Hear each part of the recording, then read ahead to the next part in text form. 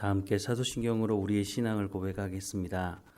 나는 전능하신 아버지 하나님, 천지의 창조주를 믿습니다. 나는 그의 유일하신 아들 우리 주 예수 그리스도를 믿습니다.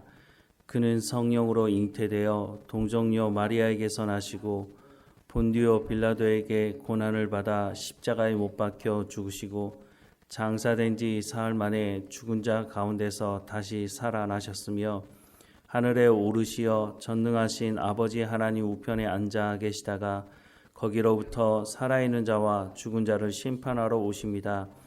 나는 성령을 믿으며 거룩한 공교회와 성도의 교제와 죄를 용서받는 것과 몸의 부활과 영생을 믿습니다. 아멘. 찬송가 301장 함께 찬양하겠습니다. 301장 함께 찬양하겠습니다. 지금까지 지내온 것 주의 크신 은혜라. 한이 없는 주의 사랑 어찌 이루 말하랴. 자나깨나 주의 손이 항상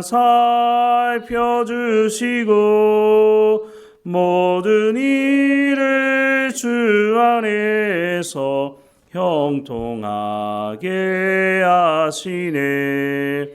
몸도 맘도 연약하나 세임받아 살았네.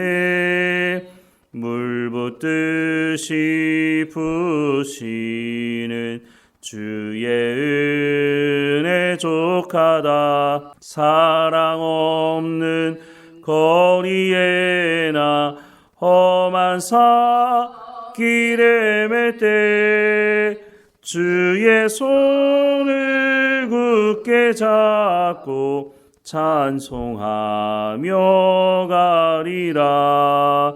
주님 다시 배울 날이 날로 다가와 무거운 짐 주께 맡겨 벗을 날도 멀지 않네.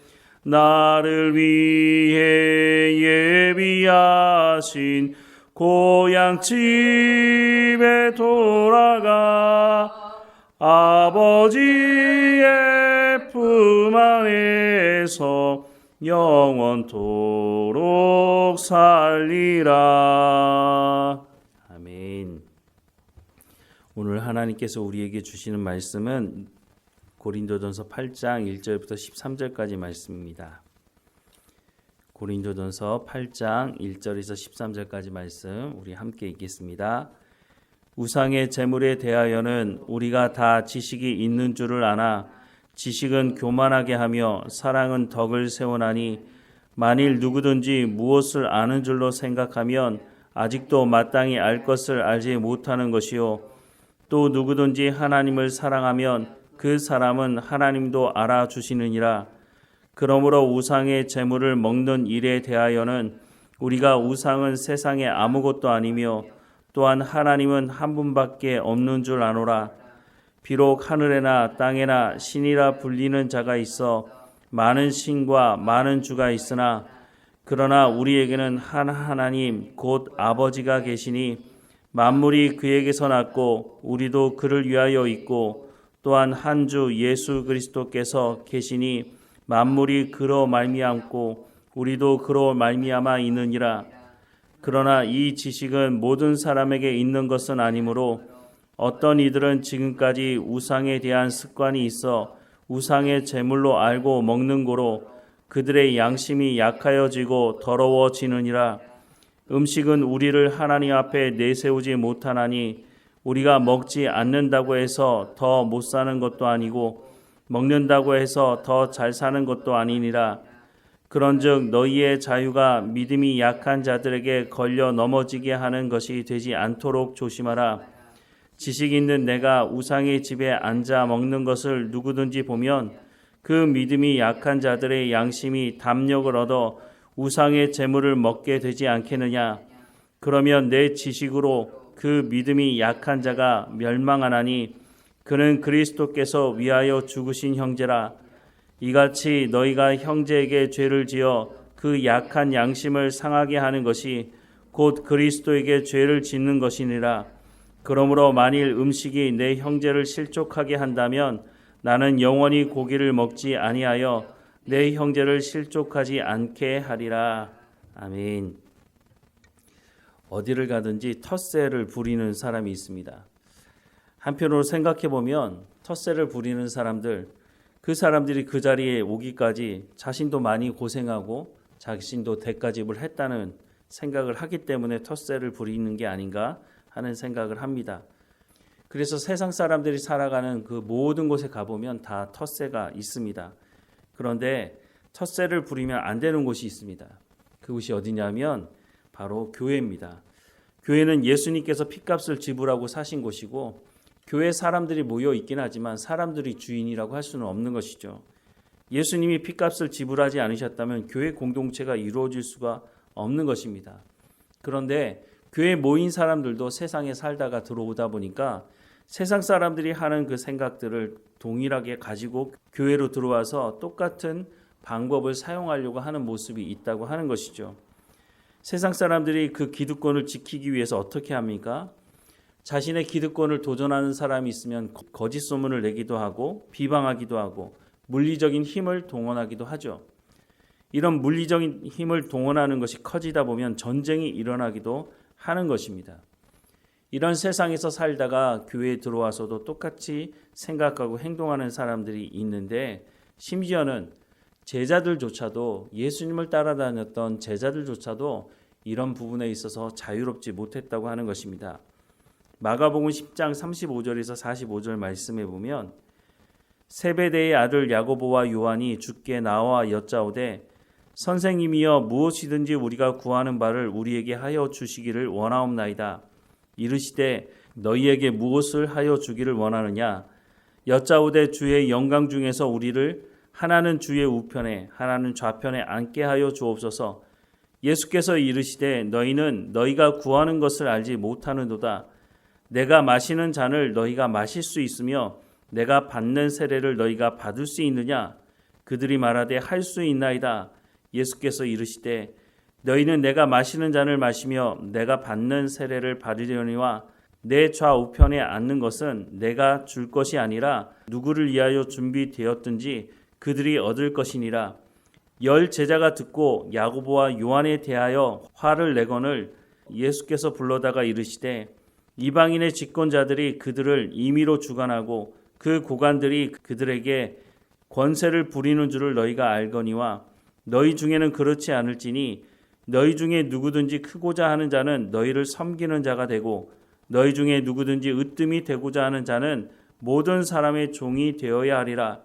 인자가 온 것은 섬김을 받으려 함이 아니라 도리어 섬기려 하고 자기 목숨을 많은 사람의 대속물로 주려 함이니라 라고 말씀을 하고 있습니다. 야고보와 요한이 요구하는 게 뭡니까? 예수님, 그래도 우리가 3년 동안 예수님 쫓아다니면서 많은 희생과 헌신을 하지 않았습니까? 그러니 예수님 예루살렘에 올라가셔서 왕이 되시면 그때 한 자리를 주셔야 되는 것 아닙니까? 우리가 좌우편에 앉을 수 있도록 특별한 기득권을 누릴 수 있도록 해주십시오. 이렇게 말을 하고 있는 거죠. 그런데 이 문제는 야고보와 요한에게만 있는 것이 아니었습니다. 야고보와 요한이 이 말을 하자 41절 말씀에 보면 열 제자가 듣고 야고보와 요한에 대하여 화를 냈다라고 말씀을 하고 있습니다. 이 이후에도 보면 베드로 같은 경우 자신이 수제자 아닙니까? 예수님께서 잡히게 되신다고 하시는 말씀을 하시자 칼을 빼들면서 뭐라고 얘기했습니까? 예수님 여기 있는 사람들 다 예수님 버리고 도망가도 저만큼은 그러지 않겠습니다라고 말하지 않았습니까? 그런데 그 베드로가 예수님 신문 받는 그 현장에서 3번 예수님을 부인하는 일을 범하고 있었다고 하는 것을 우리가 알 수 있습니다. 이 사람들이 자기 기득권을 주장하는 것이죠. 제자들조차도 예수님 저희가 이렇게 헌신했으니 한 자리 해야 되지 않겠습니까? 라고 말할 정도라면 모든 사람들 안에 이런 마음이 있다고 하는 것이죠. 그런데 그 사람들을 향해서 예수님 뭐라고 말씀하셨습니까? 인자가 온 것은 섬김을 받으려 함이 아니라 도리어 섬기려 하고 자기 목숨을 많은 사람의 대속물로 주려 함이니라. 그러니까 어떻게 하라는 말입니까? 너희가 기득권을 주장할 것이 아니라 너희도 동일하게 내가 걸어가는 이 길을 너희도 따라와야 하지 않겠느냐라고 말씀을 하시고 있는 것이죠. 바로 교회는 예수님의 핏값을 지불하시고 세운 곳입니다. 그래서 교회의 머리는 바로 예수님이라고 성경도 말씀을 하고 있는 것이죠. 그래서 교회 안에 들어온 사람들은 바로 예수님께서 교회의 머리라고 하는 것을 인정하는 사람들이 모이는 것입니다. 눈이 아무리 좋다고 해도, 아무리 귀가 중요하다고 해도 눈이 보고 싶은 것만 보고 귀가 듣고 싶은 것만 듣고 머리로부터 명령하는 그 말을 듣지 않는다면 건강한 사람이라고 말할 수가 없는 것이죠. 문제가 있는 거죠. 만약에 눈이 보고 싶은 것만 보고 귀가 듣고 싶은 것만 듣고 있다면 병원에 가서 치료를 받아야 하는 것이죠. 예수님께서 교회의 머리라고 말씀하는 것은 교회의 몸을 이루고 있는 모든 성도들이 하나님의 말씀을 듣고 순종해야 하는 것이라고 말씀을 해주고 있다고 하는 것이죠. 내가 교회에서 이렇게 헌신했으니, 내가 교회에 이렇게 오래 다녔으니, 내가 이렇게 교회에 많은 헌금을 했으니까 내가 이런 기득권을 주장하는 건 마땅한 거야. 새 가족이 교회에 들어와서 하나님의 말씀은 이렇게 말씀하고 있는데 왜 그렇게 합니까? 라고 말을 할 때에 이런 기득권을 주장하는 사람들 중에 바리새인과 같이 말하는 사람들이 있습니다. 예수님 시대에 예수님께서 하나님의 말씀을 전하자 바리새인들이 뭐라고 말했습니까? 저거는 바알세불의 힘을 얻어서 귀신을 쫓아내는 것이고 하나님의 말씀을 전하는 것이 아니라고 그렇게 말하지 않았습니까? 오늘 이 시대도 똑같습니다. 교회 안에서 예수님이 교회의 머리라고 입으로는 말하지만 자신의 기득권을 주장하려고 하는 사람들은 새로 교회에 온 사람들이 하나님의 말씀을 주장하고 하나님의 말씀을 이렇게 말한다고 말할 때 새로 교회에 온 지 얼마나 됐다고 그런 얘기를 하냐고 그렇게 핀잔을 주는 사람들이 있죠. 그런 사람들이 기득권을 주장하는 사람들이라고 할 수가 있는 것입니다. 제자들도 그렇고 기득권을 주장하는 사람들의 공통점이 있는데 그것은 자신이 가장 많이 안다고 교만한 가운데 빠져 있다고 하는 것이죠. 교만한 사람들의 특징이 뭡니까? 자신의 말만 옳고 하나님의 말씀을 듣지 않는다고 하는 것입니다. 우리가 교회 안에서 혹시나 내 기득권을 주장하고 있다면 나는 혹시 그 자리에 있지 않은가 하는 생각을 해봐야 한다고 하는 것이죠. 오늘 본문에도 보면 바울은 기득권을 주장하지 말라고 말씀을 하고 있습니다. 내가 많이 아니까, 내가 오래 교회 다녀서 내가 하나님을 아는 지식이 있어서 나는 이렇게 한다라고 하는 사람들 중에 우상은 없는 것이니까 우상에게 바쳐진 고기를 먹는 건 아무런 문제가 없어. 물론 맞는 말입니다. 그런데 오늘 본문 시작할 때 뭐라고 말하고 있습니까? 지식이 아니라 사랑으로 하라고 말씀하고 있지 않습니까? 오늘 본문 9절부터 13절 말씀에도 보면 그런즉 너희의 자유가 믿음이 약한 자들에게 걸려 넘어지게 하는 것이 되지 않도록 조심하라. 지식 있는 내가 우상의 집에 앉아 먹는 것을 누구든지 보면 그 믿음이 약한 자들의 양심이 담력을 얻어 우상의 재물을 먹게 되지 않겠느냐. 그러면 내 지식으로 그 믿음이 약한 자가 멸망하나니 그는 그리스도께서 위하여 죽으신 형제라. 이같이 너희가 형제에게 죄를 지어 그 약한 양심을 상하게 하는 것이 곧 그리스도에게 죄를 짓는 것이니라. 그러므로 만일 음식이 내 형제를 실족하게 한다면 나는 영원히 고기를 먹지 아니하여 내 형제를 실족하지 않게 하리라 라고 말씀을 하고 있습니다. 오히려 많이 아는 것이 하나님의 말씀을 듣지 못하게 하는 일이 있다고 하는 것입니다. 우상이 없는 것이니 우상에게 바쳐진 고기 먹는 게 아무런 문제가 없어. 앞서도 말씀을 드렸지만 맞는 말입니다. 그런데 우상을 섬기던 사람들의 입장에서 생각을 해본다면 우상에게 바쳐진 고기를 먹는 거는 우상을 숭배하는 건데 이런 부분에 대해서 정리가 되지 않는 이제 예수님을 믿게 된 이 사람들의 마음 가운데는 우상의 고기를 먹네? 저 사람은 나보다 먼저 신앙생활 한 사람이고 나보다 성경의 지식이 많은데 우상의 재물을 먹네? 그러면 우상을 섬기는 것, 그것은 예수 믿는 사람들도 해도 되는구나. 우상을 섬기는 것과 예수님을 섬기는 것 같이 해도 되는구나. 이런 생각을 하고 그 사람이 죄를 범하게 될 수 있다고 말씀을 하고 있다고 하는 것입니다. 그렇다면 바울은 나는 평생 영원히 고기를 먹지 않겠다라고 말을 하고 있는 것이죠. 우리가 교회 다니면서 너무 당연하게 생각하고 넘어가는 것이 있을 수 있습니다. 그런데 우리도 예수 믿었던 초창기 시절이 있지 않았습니까? 우리도 똑같이 그 시절을 거쳤다고 하는 것을 기억해야 합니다. 내가 많이 알기 때문에 이건 너무 당연한 거야. 이렇게 생각하는 것이 오히려 새 가족들에게는 걸려 넘어지는 돌뿌리가 될 수가 있다고 하는 것이죠. 누가복음 12장 48절 후반절 말씀에 보면 무릇 많이 받은 자에게는 많이 요구할 것이요 많이 맡은 자에게는 많이 달라고 할 것이다 라고 말씀을 하고 있습니다. 하나님께서 우리 가운데 예수 믿은 이후에 주시는 은사도 있고 하나님께서 우리 가운데 지혜와 명철도 주시기도 합니다. 하지만 이 모든 것을 통해서 우리가 생명을 살리는 일이 무엇인지를 기억해야 한다는 것이죠. 내가 이만큼 하니까 나는 이 정도 누려도 돼. 이런 생각을 하면 안 된다고 하는 것이죠. 우리 가운데 주신 달란트가 1달란트면 1달란트 남겨야 하는 것이고 우리가 5달란트를 받았다면 5달란트를 남겨야 된다는 것을 기억해야 한다는 것이죠. 겸손해야 합니다. 많이 안다고 오랜 동안 신앙생활을 했다고 그것을 가지고 내 기득권을 주장할 것이 아니라 이제 막 신앙생활하는 사람들을 내가 어떻게 하면 도와줄 것인지 내가 많은 것을 안다면 내가 많은 것을 가지고 있다면 그것을 가지고 나 혼자 잘 먹고 잘 살려고 하나님 주신 것이 아니라 생명을 살리는 일을 하라고 말씀을 하고 있는 것입니다. 그래서 오늘 본문 첫 절의 말씀에 보면 지식을 자랑할 것이 아니라 사랑으로 하라고 말씀을 하고 있는 것입니다. 전적인 하나님의 은혜로 우리가 구원받지 않았습니까? 그렇다면 교회 공동체 안에서 내가 교만할 것이 아니라 하나님 앞에 더 겸손하게 하나님 말씀을 듣고 순종하며 생명을 살리는 일로 나가야 한다고 말씀을 해주고 있다고 하는 것입니다. 다시 한번 하나님 앞에 엎드려서 하나님 내가 겸손하게 하시고 내가 사람의 말을 듣고 기득권을 주장하는 사람이 아니라 하나님의 말씀을 듣고 순종하는 삶을 살아갈 수 있도록 인도해달라고 때로는 내가 겸손한 것 때문에 사람들로부터 무시를 당할 수도 있죠. 예수님이 그래 했던 것처럼. 하지만 분명한 것은 하나님께서 우리 가운데 말씀하시는 것이니 하나님께서 우리를 책임지시고 인도하실 것이니 우리가 하나님 말씀을 듣고 섬기는 자리 가운데 겸손한 자리 가운데 나가야 할 것입니다. 오늘도 하나님과 동행하며 하나님 주시는 평안을 누리고 하나님의 말씀대로 생명을 살리는 사랑으로 품는 우리 모두가 되기를 주님의 이름으로 축원합니다. 기도하겠습니다.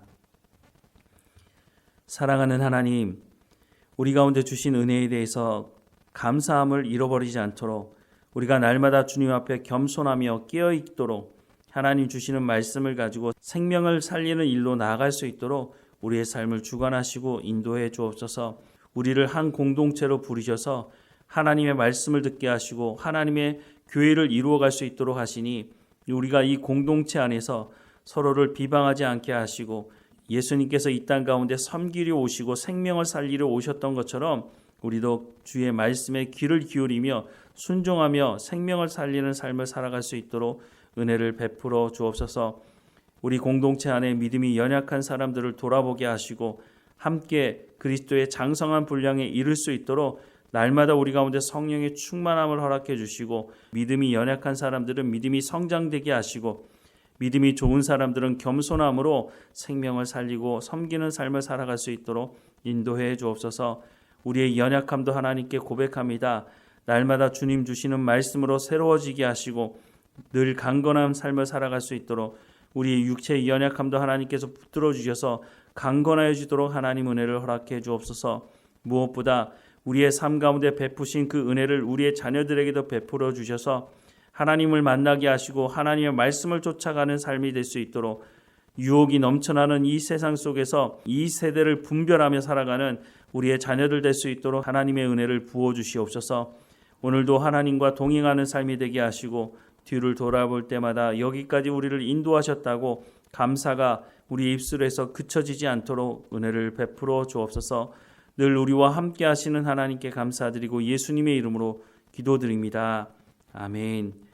하늘에 계신 우리 아버지, 아버지의 이름을 거룩하게 하시며 아버지의 나라가 오게 하시며 아버지의 뜻이 하늘에서와 같이 땅에서도 이루어지게 하소서. 오늘 우리에게 일용할 양식을 주시고 우리가 우리에게 잘못한 사람을 용서하여 준 것 같이 우리 죄를 용서하여 주시고 우리를 시험에 빠지지 않게 하시고 악에서 구하소서. 나라와 권능과 영광이 영원히 아버지의 것입니다.